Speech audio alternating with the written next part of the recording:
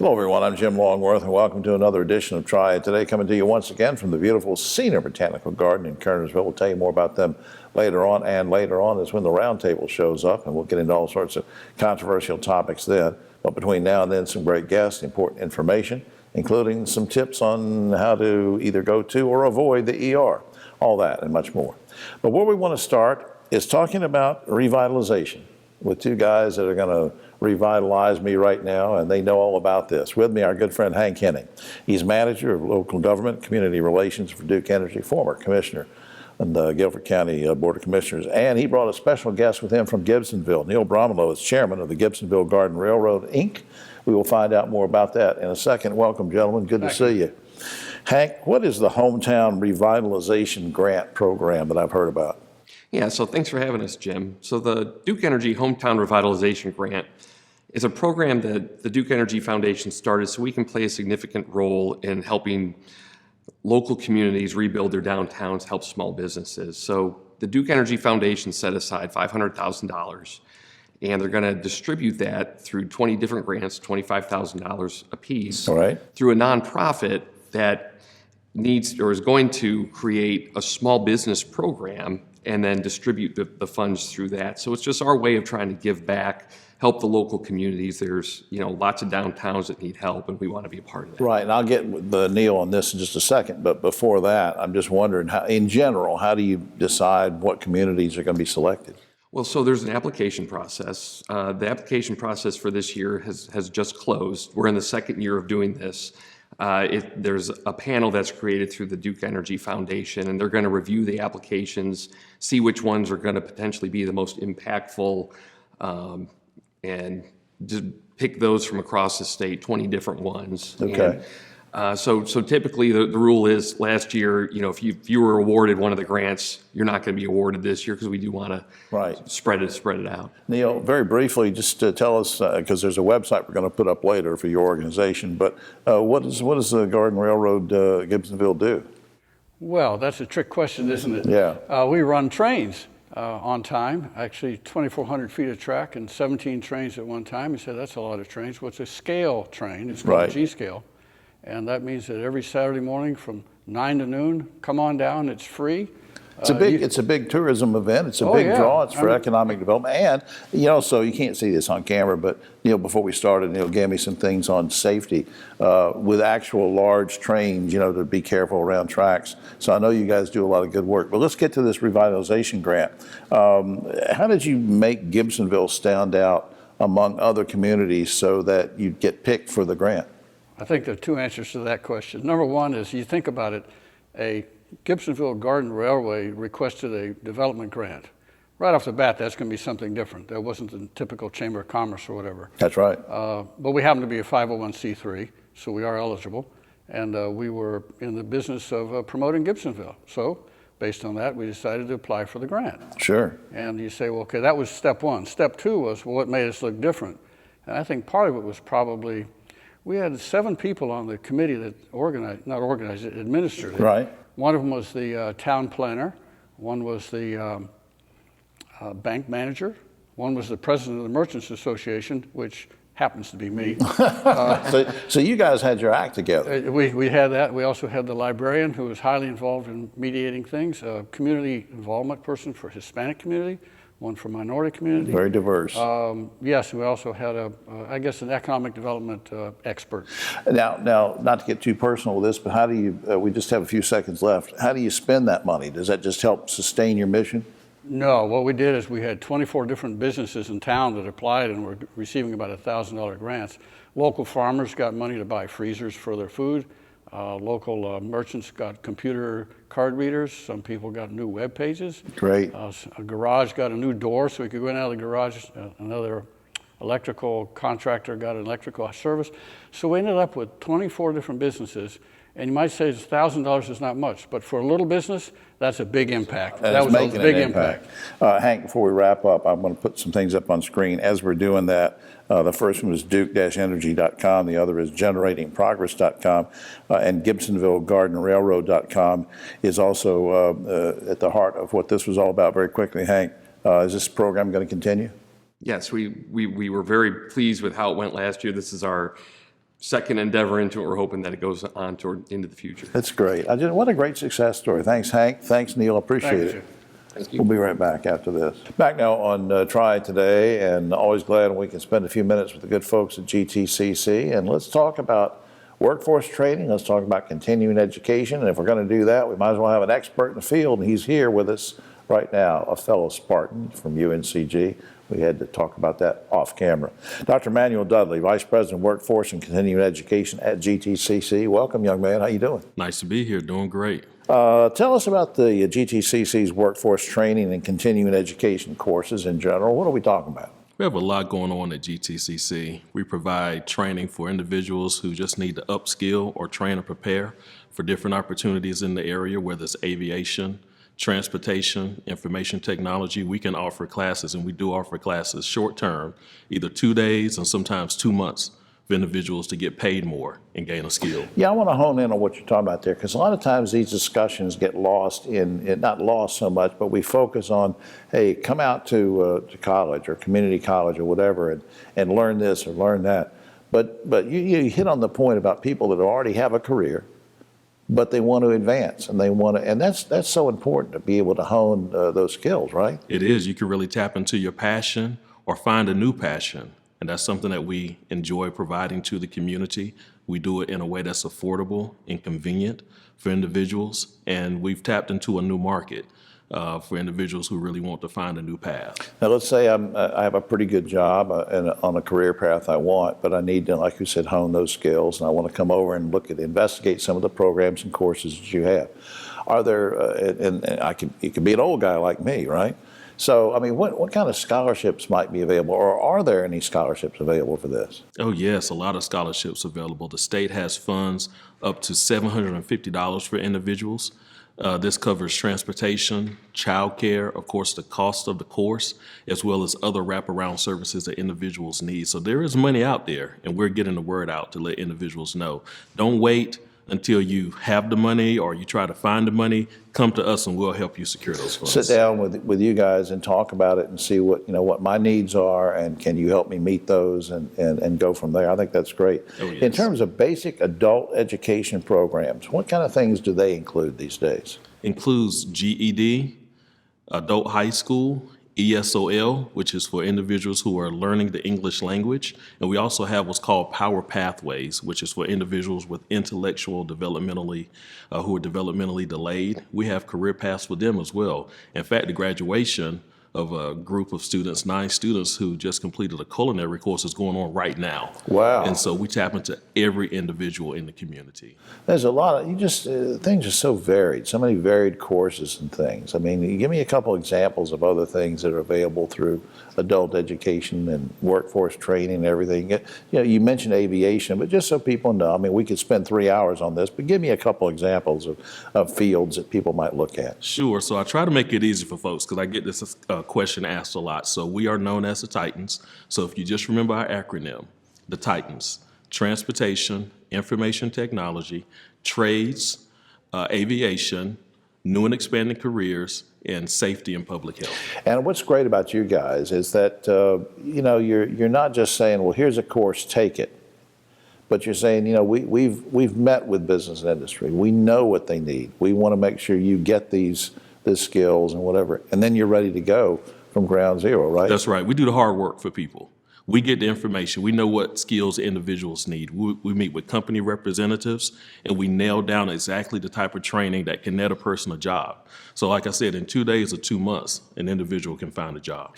You're talking about questions that you get all the time. One question I get all the time when I say, I'm going to have somebody from GTCC on, and I say, well, is there a certain period that you enroll in various courses, or is it cut off at a certain time? What happens? Well, the good thing about workforce and continuing education, we always have something going on, so you don't have to wait for a certain time period like you do with curriculum sometimes. Right. We always have something going on for an individual that's seeking a new training skill or a class. So it's not like you have to sit around and wait a year. And you don't have to wait. In fact, I tell students, don't wait. Just come to campus and let us show you the way. That could be your new campus slogan, don't wait. Don't wait. Yeah, see, I'll get a commission on that if you use that slogan. All right, That's up on screen, gtcc.edu, gtcc.edu. Check it out. And as Dr. Dudley says, don't wait. I like that. That's your slogan. Don't wait and make it here. We always tell students, make it here. Thanks, Manuel. Appreciate it. Thank you. We'll be right back after this. On Triad Today, let's talk about when it's appropriate or not to go to the ER. And we do that with an expert in the field. With me now is Adam McCone. He's Emergency Department Nurse Practitioner and Director of Advanced Practice at Northern Regional Hospital in Mount Airy. Good to see you. Thank you for having me. First of all, let's sort of break this down into when you go to see your primary physician, when you might have to go to urgent care, when you might have to go to a hospital-based emergency department. Give me an example, maybe, of each one of when it's appropriate. So we know that the main role of your primary care provider is to diagnose and manage chronic disease, and this is things like high blood pressure, high cholesterol, or diabetes. Right. They also ensure that you're staying up to date with your health screening exams like colonoscopies and mammograms, and make sure that you're staying up to date on vaccines. So if you have something like mild musculoskeletal pain and you feel that it's safe to wait a couple of days, then it's appropriate to call your primary care provider to see if you can get an appointment. Okay. But then there might be a time where urgent care is appropriate. When would that be? So if you feel like you need to be seen sooner, then the decision becomes, do I go to the emergency department or urgent care? The urgent care is best suited for seeing patients with minor scrapes and cuts, cold and flu symptoms, symptoms of a urinary tract infection, or mild gastrointestinal symptoms without significant abdominal pain. Because even though that's important to me as an individual, if I'm going through that, those are not the kind of things that are the best use for an ER, right? Correct. So we try to preserve the ER for patients that are having chest pain, shortness of breath, symptoms of a stroke, or significant abdominal pain, symptoms like that, where you should call 911 or go directly to the emergency department. Well, I know this is going to sound like a stupid question, but why is it important to know when it is appropriate to go to the ER? Why is that important? Well, we never want to delay, seeking care for an emergency. And if you're having chest pain or shortness of breath, it could be a serious diagnosis. So we don't want you to wait to go see your primary care provider or delay care by going to the urgent care when they're going to just have to refer you to the emergency department. Now, let's talk. You mentioned the word delay. Let me go from there. Because a lot of times people say, gee, I really don't want to go. I think I need to go to the emergency department, but I really don't know if I want to because I heard that there's these long waits and everything. Can you either dispel that or explain that, or how does it go at Northern Regional? Yeah, at Northern Regional, that's definitely a challenging question anywhere you go for an emergency department, because one thing we do not know is what's going to come through the door and what could consume the resources of the department. But at Northern Regional, whenever you come to the emergency department, within minutes of arrival, you're going to be evaluated by a triage nurse. That triage nurse is going to take your vital signs and assess the severity of your complaint. Patients with higher acuity are going to be taken back to be seen first. And how much pain you're in and things like that drive it. Absolutely. Heart condition, I guess, would take priority. Correct. And then sometimes, you go in there and you think, well, I'm the most important person here. And then all of a sudden, maybe somebody comes in who was in a car accident or something. So there are things like that that can be delayed. But all right, let's say I've gone to the ER for a particular problem or injury or whatever. What happens if somebody like yourself says, well, we've sort of determined that you're going to maybe need to do some follow-up surgery or some follow-up treatment. Now, what happens at that point? So let's say you go to the emergency department and the ER provider sees you and orders necessary studies. Those studies come back and they come in the room and recommend admission. Let's say you come in for chest pain. In that instance, they're going to consult a hospitalist, which is an internal medicine physician. That physician will see you in the emergency department and they'll attend to your care while you're in the hospital. However, they may consult a cardiologist to see you while you're there. Right. Now, here's something that, people who have infants and small children, I think they wonder sometimes, is an ER the appropriate place for them? Or is everything sort of geared toward adult care? No, definitely we see in the emergency department, we're equipped and trained to take care of patients across the lifespan. It's not uncommon to walk in the room to see an infant and then walk out of the room and go into the next room and see an elderly patient. Right. Why are you looking at me when you said elderly? That's why, no, but so you're treating everybody and you have expertise and all that, and I think that's comforting to parents to know that. Hey, I appreciate that. Before time runs out on us, I want to make sure we put this up on screen, which is very important. www.choosenorthern.org. That's choosenorthern.org. Gives you lots of good information about all the capabilities and services and of Northern Regional Hospital, and I appreciate what you're doing to help people and educate us about the use of the Absolutely. ER. Thanks, Adam. Thank you for having me. Will you come back sometime? Absolutely. All right. As long as you don't call me elderly. All right, we'll be right back after this. Back now on Triad Today. Always glad when we can spend a few minutes with the good folks from Say Yes Guilford. They do such good work for kids of all ages, sort of getting them prepared for scholarships in college and career and life in general. They do a great job. With me now is a first-time visitor from that great organization. Tony Nelson is manager of donor engagement and events for Say Yes Guilford. Welcome to the show. Thanks for having me. Summer, of course, we know, marks the beginning of all the fun in the sun stuff, and everybody's getting excited, go to the beach, whatever. For educators, it just sort of marks, well, it marks something else, the end of the school year. So you're sort of looking back and assessing. What did Say Yes do to celebrate the end of the school year? Yeah, absolutely. So we just closed our registration for scholarships, and that'll open back up for our rising seniors in October 1st. We also just had a great event with our partners at GCS. We celebrated our first generation college ambassadors program. So for those students, we had a really fun event at LeBauer Park. We had food trucks, we had music, and we even encouraged them to invite their families. I think they really enjoyed it, and I think a big part of that was that they could bring their families along, and so they Sure. really appreciated it. Now, back up a second. What you said, college ambassador. What is First generation college ambassadors program. All right, what does that mean? So it's a program that we partner with GCS, and basically it's our college-bound students. So we help them with things like applications, college tours, FAFSA, all that good stuff. All right. Now let's talk about looking ahead, and I want to ask you about some things that might be in the works for the next school year. Tell me about the mobile lab. I think you emailed me one day about that mobile lab for middle schoolers. What's that about? Sure. So it's been in the works for a while. We're really excited about it. It'll be rolling out to our middle schools in the fall. So it's our mobile innovation lab. So we'll be able to bring it to the middle schools. They'll be able to work on their projects in it, and it's going to be really cool, and we're really excited about it. And also some workshops coming up in the next school year for what, high school students? Absolutely. So we'll always have our workshops, classes for our high schoolers. We'll also have support services for our GCS grads that need it. Some other things that we have going on, we're planning several events for our community members. So we just want to get out in the community. We want to tell them about us, answer their questions, really build those relationships. It's an opportunity for us to connect with our families as well.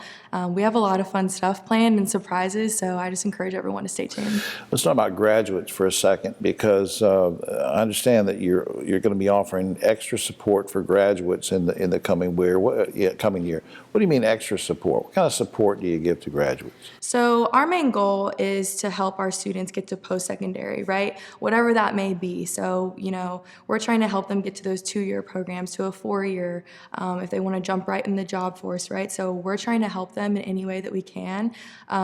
There's different things that we can do for them. We also have a lot of connections within our volunteers and our community partners and things like that. So whatever we can do to help our students, we're going to be that for them. Oh, we didn't rehearse this or anything. I'm just curious, since you're working with kids of all ages, basically, at what point do the students start thinking about, hey, I might get a scholarship someday? I mean, when does that start to be on their radar? They start thinking about it?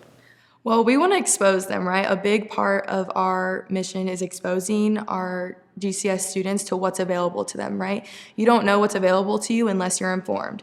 So I think a big part of our job is to make sure that they're exposed to that as quickly as possible.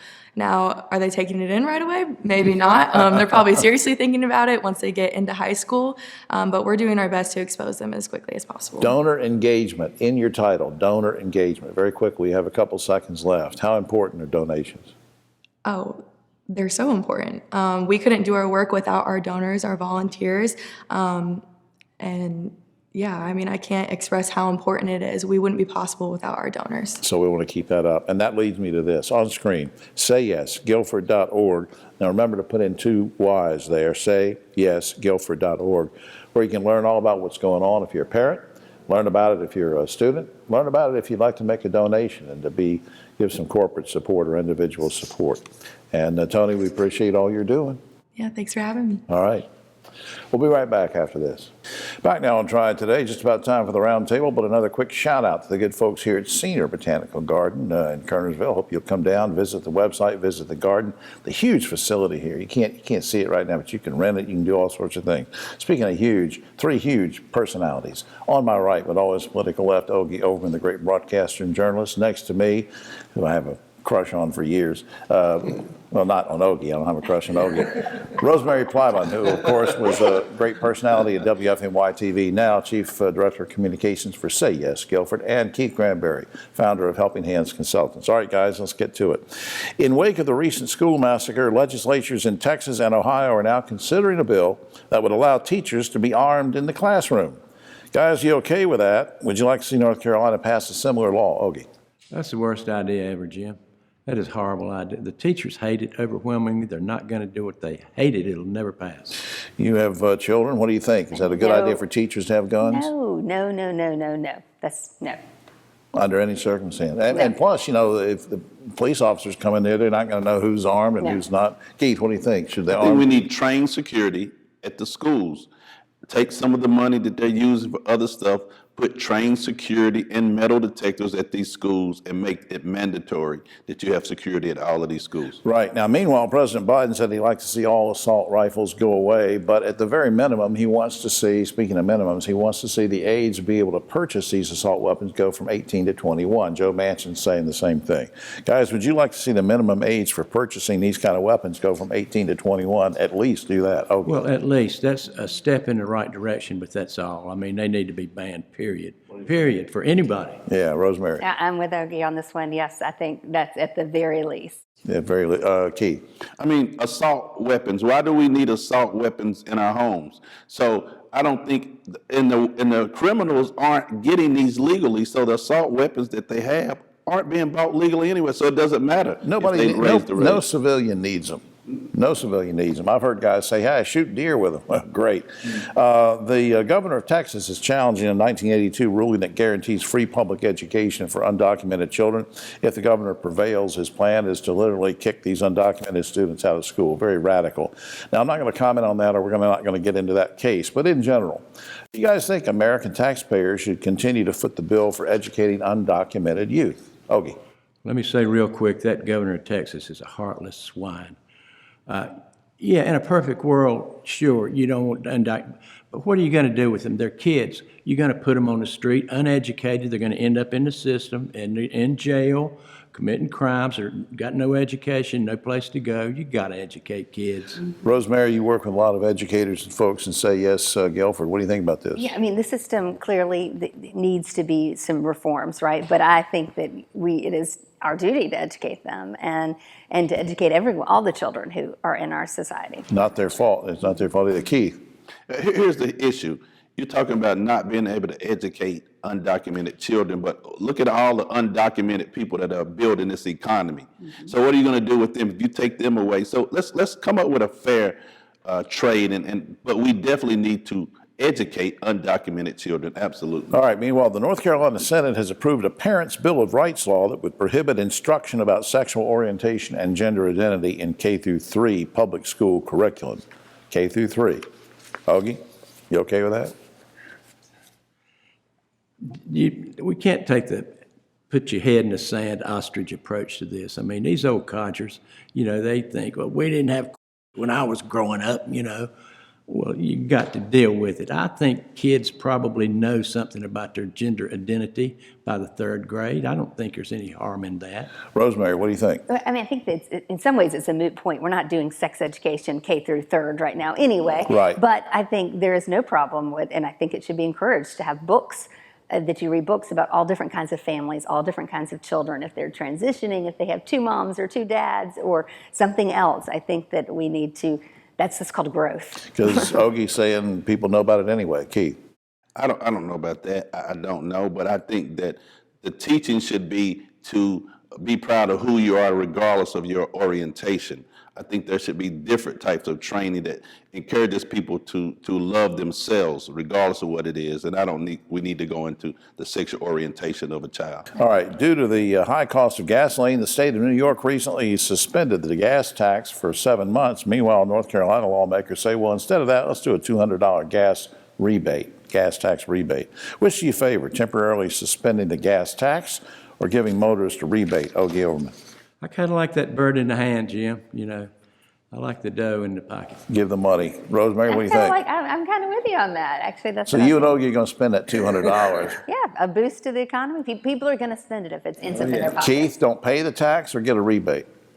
Don't pay the tax. Don't pay the tax. So you're splitting with these guys. Yeah, don't pay the tax. All right. You're argumentative today. Yeah, I am. All right. Can you tell? That's right. And finally, according to a new report by CNN, the latest rage in fashion, this is serious, the latest rage in fashion is the nap dress, a dress that is specifically designed for women to take naps in. Ogie and Keith, would you buy a nap dress for your lady? Rosemary, do you own a nap dress? Let's go, Ogie.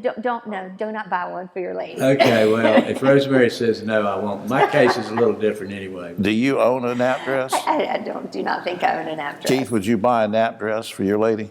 To sleep in? Absolutely not. Why should she sleep in a dress at all? Get tangled up in it. Nap dress, really? You know, I don't Is that even what want we're talking about? I don't even want to know any more details. Are we talking about a that. nap dress? No, we're talking about a nap. Well, that's all the time we have. Oh, except for this. Last week, a Florida man and his girlfriend crashed head-on into a FedEx truck because they were, how do I want to put this, engaged in an intimate activity. Fortunately, there were no injuries, and FedEx says that nobody's package was damaged. You know what that means? No, I didn't For all get of it, us, Jim. Explain that. I didn't get it. For all of us here on Triad Today, I'm Jim Longworth. We'll see you next week.